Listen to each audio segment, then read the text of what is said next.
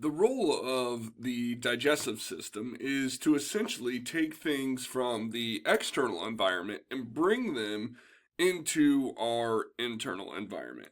And our digestive system does so by utilizing four major processes. And those four processes are digestion, absorption, secretion, and motility. So, digestion is essentially the chemical and mechanical breakdown of foods. We'll just put breakdown of foods. And it breaks the foods down into smaller units that then we can absorb. And absorption is the movement of substances from the lumen, so from lumen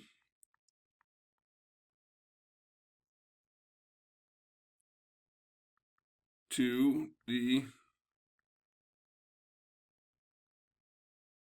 GI tract ECF, right, into that extracellular fluid, which then can be sort of put into different areas or picked up by different components and shipped off to different areas. Secretion is essentially moving stuff from the ECF to the lumen, right, which would be the opposite of absorption, right? But secretion can also be cells releasing substances to the lumen. And that can be like digestive enzymes or fluid or ions. And then motility is essentially just the movement of the material as a result of muscle contraction.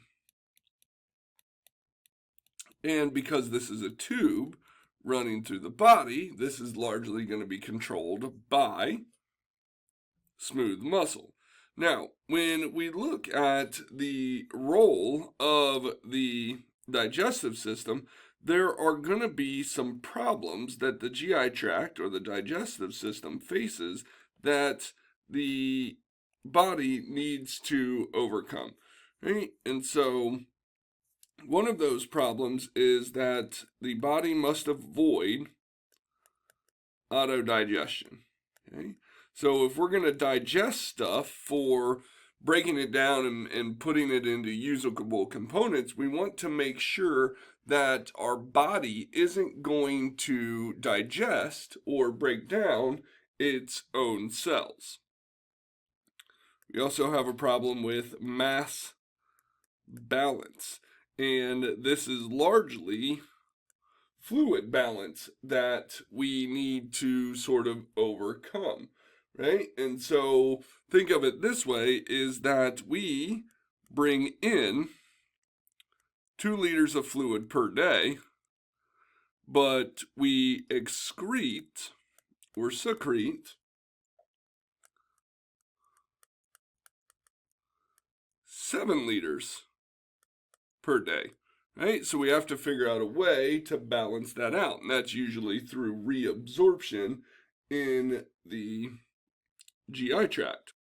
And our last major problem that we have to deal with is defense, right? If we're going to bring stuff into the body, right, we have to block foreign invaders,